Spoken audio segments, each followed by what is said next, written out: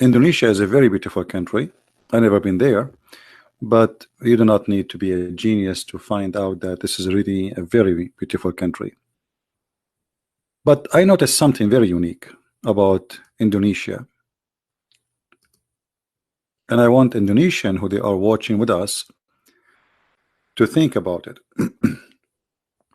Indonesia, as all countries in the world, contain two things: land and people.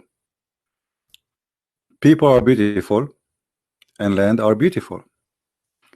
But you will notice right away that if you go to a land which Islam is not considered to be a stronghold in it, that land is more happy.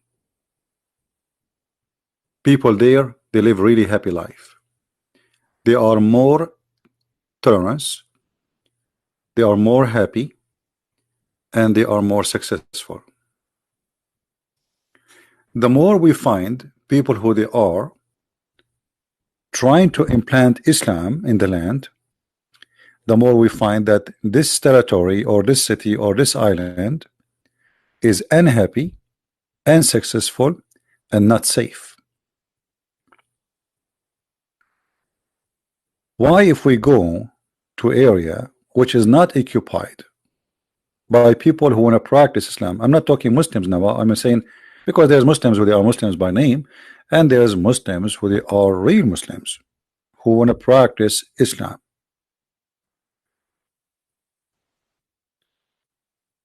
And this is not only in Indonesia. If you go in the Middle East, any country you choose, the more it is close to Islam as a practice, the more it's dangerous, the more it's insecure, the more you cannot even trust your wife to walk alone in the street. And I will give you an example: Saudi Arabia. Saudi Arabia, you cannot let your wife go alone, neither your daughter or your sister or even your little child. You see, sometime I see videos on YouTube about women living in the van, going around in USA or in Europe. You cannot do that in Islamic country. If a woman she go in a van, what will happen to her?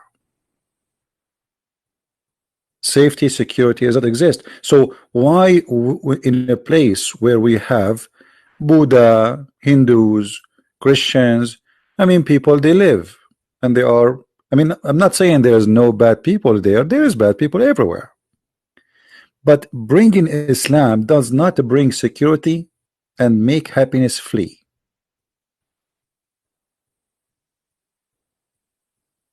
You know what I mean? If you go in the Middle East,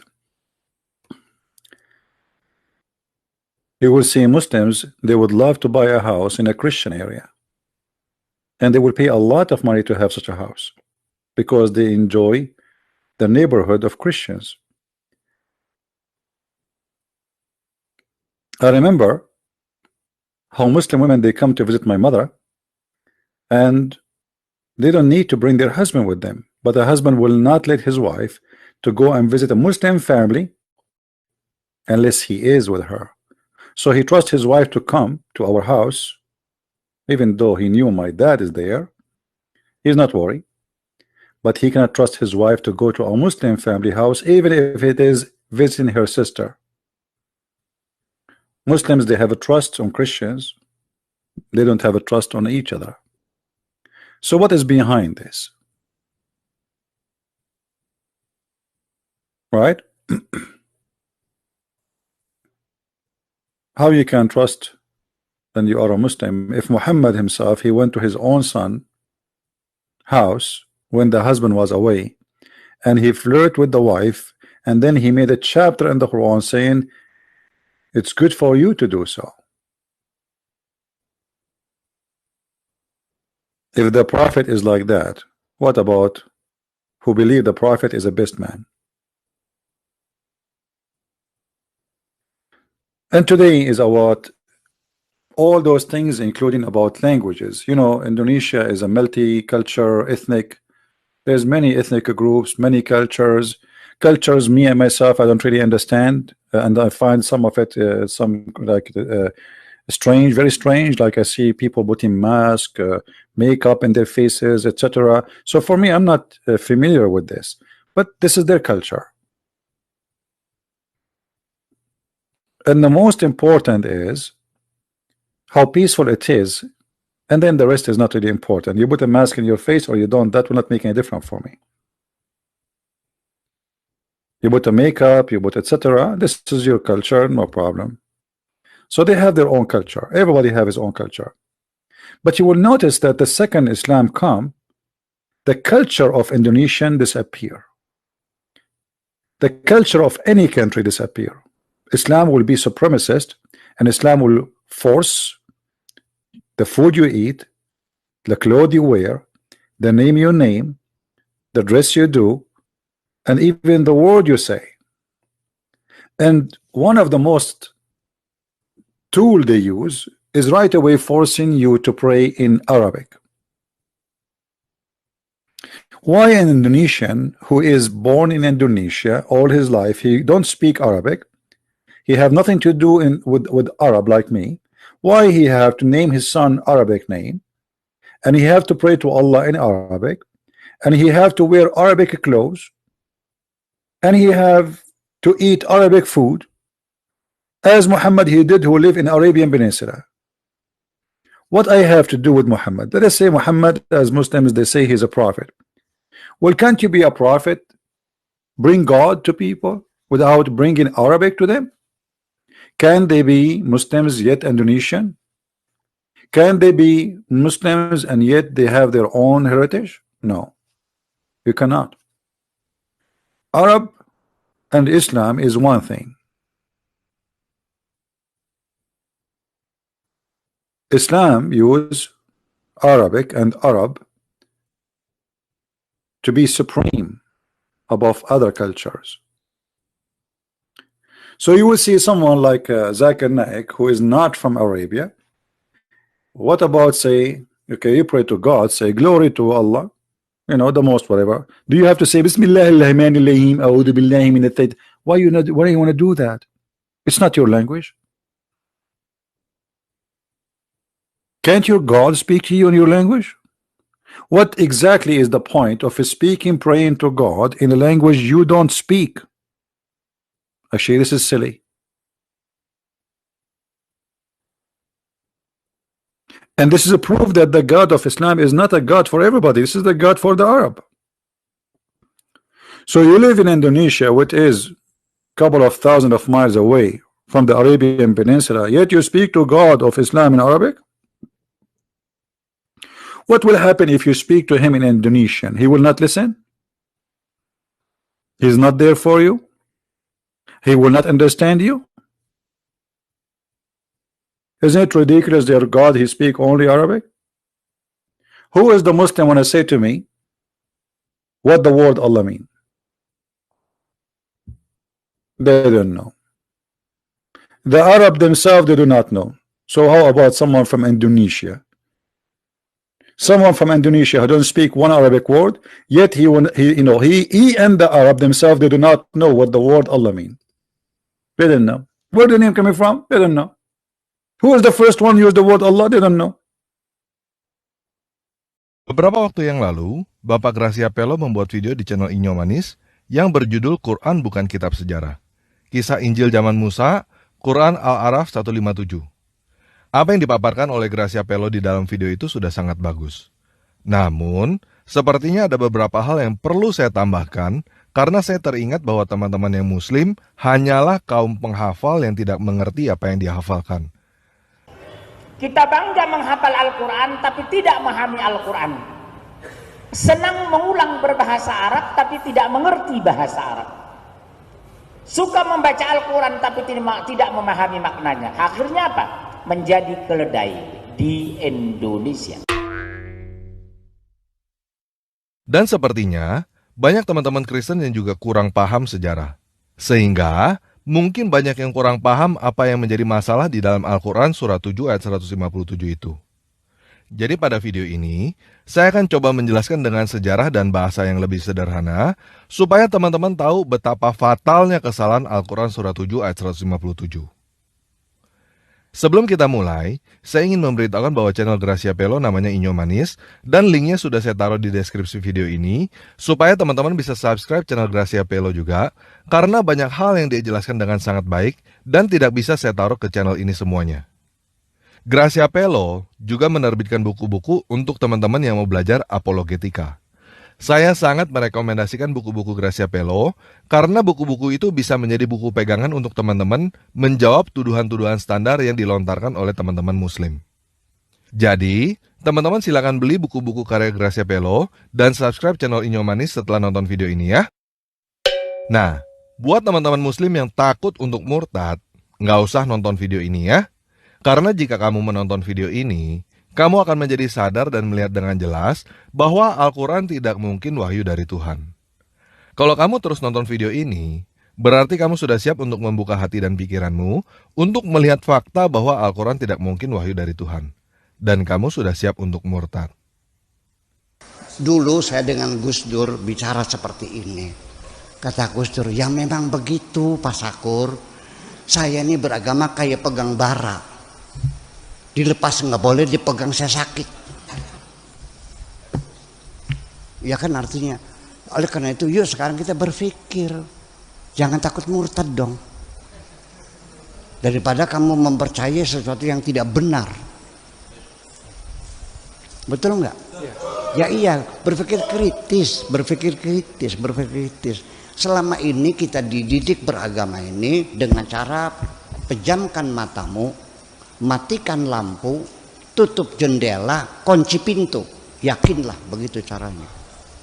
Selama ini kan begitu. Pokoknya kan begitu. Yuk kita berbicara rasional. Bagaimana? Kamu mau terus menghafal apa yang kamu tidak mengerti dan hidup di dalam dusta? Atau kamu mau melihat kebenaran dan keluar dari Islam? Kalau kamu mau terus hidup di dalam dusta tanpa mengetahui kebenaran, silakan tutup video ini sekarang ya. Karena setelah lagu pembukaan video ini, hati dan pikiranmu akan siap untuk menerima kebenaran dan keluar dari Islam. Oke, kita mulai aja ya.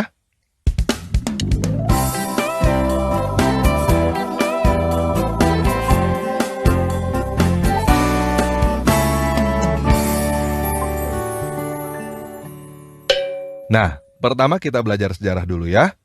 Perhitungan tahun Masehi yang kita gunakan adalah tahun Mesias.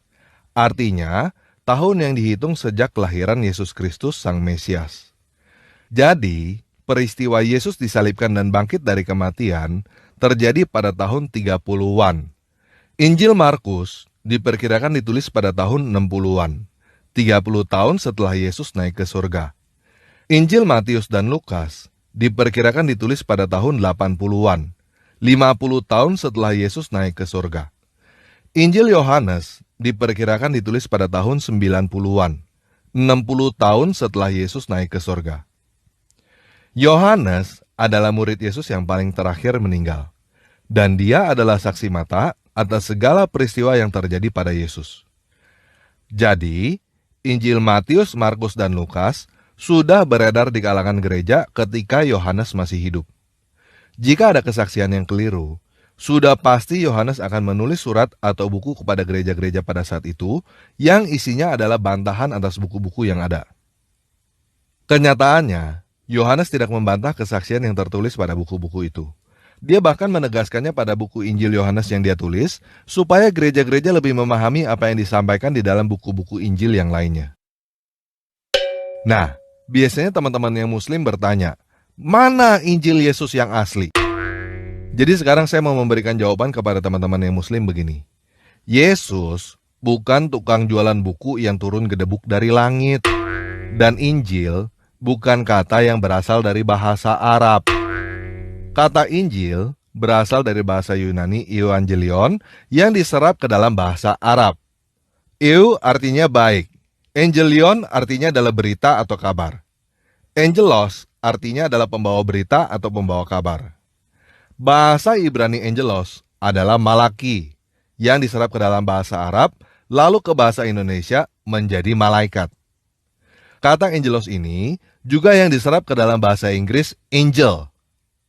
Jadi, Evangelion atau Injil itu artinya adalah berita baik atau kabar baik. bukan judul buku yang turun gedebuk dari langit yang tidak seorang pun tahu apa artinya. Nah, apa Injilnya? Apa kabar baiknya? Kabar baiknya adalah Yesus Kristus bangkit dari kematian dan naik ke sorga untuk mempersiapkan tempat bagi orang-orang yang percaya kepada Dia. Injil Matius, Markus, Lukas, Yohanes adalah buku-buku kesaksian tentang kabar baik itu. Bahasa zaman sekarangnya, Matius, Markus, Lukas, Yohanes adalah buku-buku biografi tentang Yesus Kristus, sang kabar baik itu. Kenapa ada 4? Karena ada 4 orang yang menulis dengan sudut pandang kesaksian yang berbeda. Kesaksian 1 orang bisa dipertanyakan.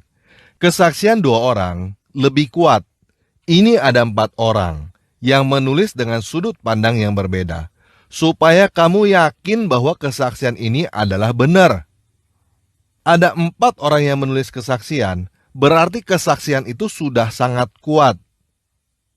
Jadi, teman-teman yang Muslim jangan pertanyakan kenapa Matius, Markus, Lukas, Yohanes disebut Injil. Pertanyakan kenapa Al-Quran tertulis kata Injil, yang bukan bahasa Arab, dan kenapa kalian tidak mengerti apa artinya, tetapi disuruh hafalin doang. Sampai di sini paham ya? Nah, Musa kira-kira hidup pada tahun 1500 sebelum Masehi. Jadi, ada jarak 1500 tahun antara Musa dengan Yesus. Kalau teman-teman yang Muslim sulit membayangkan berapa lama 1500 tahun itu, sekarang tahun 2020. Muhammad kira-kira hidup pada tahun 600-an. Jadi, jarak antara kamu dengan Muhammad adalah 1400 tahun. Jarak antara Musa dengan Yesus lebih jauh daripada jarak antara kamu dengan Muhammad. Nah, Musa adalah anak Amran dari suku Lewi, keturunan Israel. Musa mempunyai abang yang bernama Harun dan kakak perempuan yang bernama Miriam. Teman-teman yang Muslim perhatikan nama Miriam ya di situ ya. Teman-teman jangan sangka bahwa Miriam ini adalah Maria ibunya Yesus. Namanya memang mirip, tetapi Miriam dan Maria ibu Yesus bukan orang yang sama. Mereka berjarak 1500 tahun. Oke? Yang disebut dengan Torah atau Taurat adalah 5 buku pertama dari 39 buku yang ada di dalam Perjanjian Lama di dalam Alkitab. Arti kata Torah adalah hukum atau petunjuk. Di dalam Torah ada cerita tentang Musa, dan tidak semuanya ditulis oleh Musa. Sampai di sini paham ya? Nah, jadi sekarang kita udah paham. Di sini, kira-kira pada tahun 1500 sebelum Masehi, ada Musa, Harun, dan Miriam di dalam buku-buku yang teman-teman kenal dengan nama Taurat. Setelah 1500 tahun, di sini, pada abad pertama, ada Yesus di dalam buku-buku yang teman-teman kenal dengan namanya Injil. Kemudian, 600 tahun setelah Yesus, ada Muhammad dengan Al-Quran. Dan sekarang, ada kalian pada tahun 2000-an. Jelas ya? Nah, yuk sekarang kita baca Al-Quran Surah 7 ayat 148 sampai 157, terjemahan Kementerian Agama Republik Indonesia. Dan kaum Musa, setelah kepergian dalam kurung Musa ke Gunung Sinai, mereka membuat patung anak sapi yang bertubuh dan dapat melenguh, dalam kurung bersuara, dari perhiasan dalam kurung emas. Apakah mereka tidak mengetahui bahwa dalam kurung patung anak sapi itu tidak dapat berbicara dengan mereka, dan tidak dapat dalam kurung pula menunjukkan jalan kepada mereka? Mereka menjadikannya dalam kurung sebagai sembahan. Mereka adalah orang-orang yang zalim. Dan setelah mereka menyesali perbuatannya dan mengetahui bahwa telah sesat, mereka pun berkata, "Sungguh jika Tuhan kami tidak memberikan rahmat kepada kami dan tidak mengampuni kami, pastilah kami menjadi orang-orang yang rugi." Dan ketika Musa kembali kepada kaumnya, dengan marah dan sedih hati dia berkata, "Alangkah buruknya perbuatan yang kamu kerjakan selama kepergianku. Apakah kamu hendak mendahului janji Tuhanmu?" Musa pun melemparkan lauh-lauh dalam kurung Taurat itu dan memegang kepala saudaranya dalam kurung Harun sambil menarik ke arahnya. Dalam kurung Harun berkata, "Wahai anak ibuku, kaum ini telah menganggapku lemah dan hampir saja mereka membunuhku. Sebab itu, Janganlah engkau menjadikan musuh-musuh menyoraki melihat kemalanganku, dan janganlah engkau jadikan aku sebagai orang-orang yang zalim. Dan dalam kurung Musa berdoa, Ya Tuhanku, ampunilah aku dan saudaraku, dan masukkanlah kami ke dalam rahmat Engkau. Engkau adalah Maha Penyayang dari semua penyayang. Sesungguhnya, orang-orang yang menjadikan dalam kurung patung anak sapi, dalam kurung sebagai sembahannya, kelak akan menerima kemurkaan dari Tuhan mereka, dan kehinaan dalam kehidupan di dunia. Demikianlah kami memberi balasan kepada orang-orang yang berbuat kebohongan. Dan orang-orang yang telah mengerjakan kejahatan kemudian bertobat dan beriman, niscaya setelah itu Tuhanmu Maha Pengampun, Maha Penyayang. Dan setelah amarah Musa mereda, diambilnya dalam kurung kembali lauh-lauh dalam kurung Taurat itu. Di dalam tulisannya, terdapat petunjuk dan rahmat bagi orang-orang yang takut kepada Tuhannya. Dan Musa memilih 70 orang dari kaumnya untuk dalam kurung memohon tobat kepada kami pada waktu yang telah kami tentukan. Ketika mereka ditimpa gempa bumi, Musa berkata, Ya Tuhanku, jika engkau menghendaki, tentulah engkau binasakan mereka dan aku sebelum ini. Apakah engkau akan membinasakan kami karena perbuatan orang-orang yang kurang berakal di antara kami? Itu hanyalah cobaan darimu. Engkau sesatkan dengan cobaan itu siapa yang engkau kehendaki, dan engkau beri petunjuk kepada siapa yang engkau kehendaki. Engkaulah pemimpin kami, maka ampunilah kami dan berilah kami rahmat. Engkaulah pemberi ampun yang terbaik, dan tetapkanlah untuk kami kebaikan di dunia ini dan di akhirat. Sesungguhnya, kami kembali dalam kurung bertobat kepada engkau. Dalam kurung Allah berfirman, Siksaku akan aku timpakan kepada siapa yang aku kehendaki, dan rahmatku meliputi segala sesuatu. Maka akan aku tetapkan rahmatku bagi orang-orang yang bertakwa, yang menunaikan zakat, dan orang-orang yang beriman kepada ayat-ayat kami. Dalam kurung yaitu, orang-orang yang mengikuti Rasul, Nabi yang umi, dalam kurung tidak bisa baca tulis, yang dalam kurung namanya, mereka dapati tertulis di dalam Taurat dan Injil yang ada pada mereka, yang menyuruh mereka berbuat dari yang makruf dan mencegah dari yang mungkar, dan yang menghalalkan segala yang baik bagi mereka dan mengharamkan segala yang buruk bagi mereka, dan membebaskan beban-beban dan belenggu-belenggu yang ada pada mereka. Adapun orang-orang yang beriman kepadanya, memuliakannya, menolongnya, dan mengikuti cahaya yang terang yang diturunkan kepadanya, dalam kurung Al-Quran, mereka itulah orang-orang yang beruntung. Nah, teman-teman udah bisa lihat belum ada yang aneh? Belum bisa lihat ya? Jadi begini, umat muslim percaya bahwa Al-Quran adalah wahyu dari Allah. Al-Quran surat 7 ayat 148-157 ini diklaim sebagai informasi langsung dari Allah melalui Jibril, melalui Muhammad kepada umat muslim. Pada ayat 156-157 diceritakan bahwa Allah berkata kepada Musa pada tahun 1500 sebelum Masehi bahwa Allah memberikan rahmat kepada orang-orang yang mengikuti Rasul, Nabi yang umi, yang namanya mereka dapati tertulis dalam Taurat dan Injil yang ada pada mereka.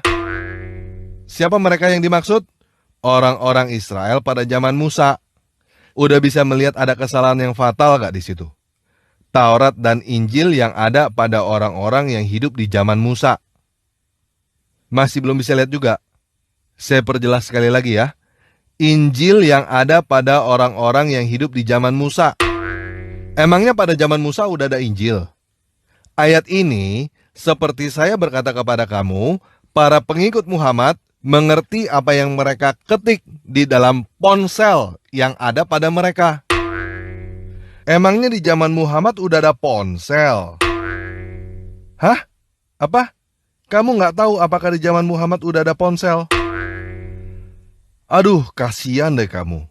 Di zaman Muhammad itu belum ada yang namanya ponsel. Begitu juga di zaman Musa, belum ada yang namanya Injil. Jadi begini guys, Muhammad tidak mengerti sejarah. Dia menyangka bahwa Maria ibu Yesus adalah orang yang sama dengan Miriam kakaknya Musa. Dia menyangka bahwa Yesus adalah anaknya Miriam, cucu Amran.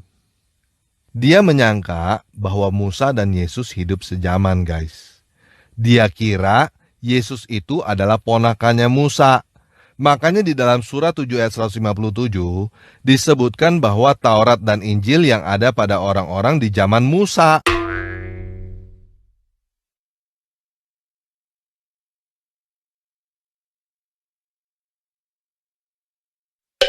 Sekarang udah bisa lihat kan kesalahan fatal yang ada di dalam Al-Quran surah 7 ayat 157?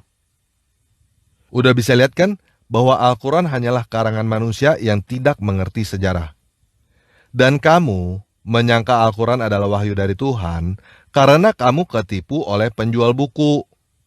Kamu disuruh menghabiskan waktumu untuk menghafal, memang supaya kamu tidak punya waktu untuk mengerti apa isi buku itu.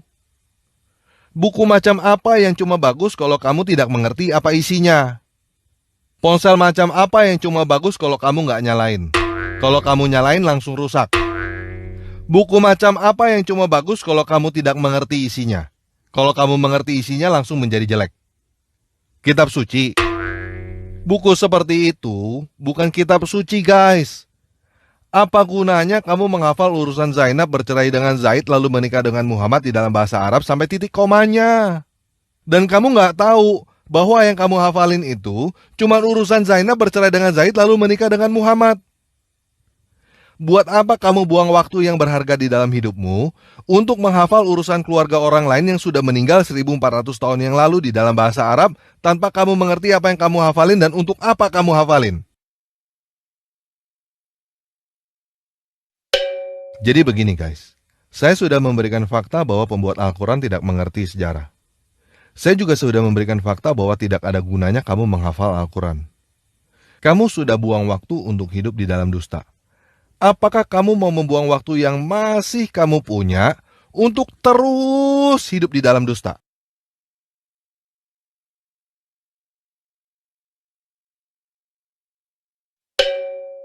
Kalau kamu sudah sadar bahwa Al-Quran bukan wahyu dari Tuhan, silakan ketik saya keluar dari Islam pada kolom komentar di bawah video ini setelah video ini selesai ya. Kalau kamu masih belum yakin dengan apa yang saya sampaikan, silakan kamu buka quran.kemenak.go.id. Baca seluruh isi Al-Quran yang sudah diterjemahkan ke dalam bahasa Indonesia oleh Kementerian Agama itu. Ketika kamu baca Al-Quran di dalam bahasa yang kamu mengerti, pertanyakan apakah kamu layak untuk membuang waktumu untuk menghafal ayat-ayat yang kamu baca itu di dalam bahasa Arab. Semakin kamu baca Al-Quran di dalam bahasa yang kamu mengerti, kamu akan semakin sadar bahwa Al-Quran itu tidak layak untuk dihafal, apalagi di dalam bahasa Arab. Dan akhirnya, kamu akan menjadi sadar bahwa Al-Quran sama sekali bukan wahyu dari Tuhan. Setelah kamu sudah sadar bahwa Al-Quran bukan wahyu dari Tuhan, segera keluar dari agama Islam ya. Oke, sekian video kali ini. Yesus Kristus penguasa saya.